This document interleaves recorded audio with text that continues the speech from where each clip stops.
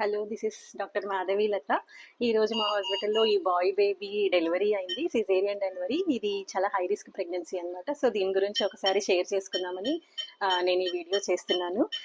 వీళ్ళ మదర్కి ఏంటంటే ఫస్ట్ ప్రెగ్నెన్సీలో ఫస్ట్ టూ ప్రెగ్నెన్సీస్ మిస్క్యారేజెస్ అయిన తర్వాత థర్డ్ ప్రెగ్నెన్సీలో ఒక పాప పుట్టింది. దాని తర్వాత మళ్ళీ అంటే term pregnancy two losses 3 miscarriages, ఒక పాప తర్వాత లాంగ్ వెయిటింగ్ పీరియడ్ తర్వాత ఈ ప్రెగ్నెన్సీ కన్ఫర్మ్ అయిన వెంటనే నాకు మళ్ళీ ప్రెగ్నెన్సీ పోతుందేమో అన్న భయంతో తను చెకప్కి వస్తే ఫస్ట్ చెకప్లోనే చూస్తే తనకి హై షుగర్స్ ఉండింది. సో ఇదేంటంటే diabetes, type 2 diabetes complicating pregnancy. So first చెకప్లోనే ఇవి డిటెక్ట్ అయ్యే వరకు డ్రగ్స్ ట్రీట్మెంట్ పెట్టి షుగర్స్ కంట్రోల్ చేసి దాని తర్వాత ప్రెగ్నెన్సీ అంతా రెగ్యులర్ అన్ని చెకప్స్ చేసిన తర్వాత టర్మ్ బేబీ ఈరోజు 37 వీక్స్ రాగానే సిజేరియన్కి పోస్ట్ చేశాము.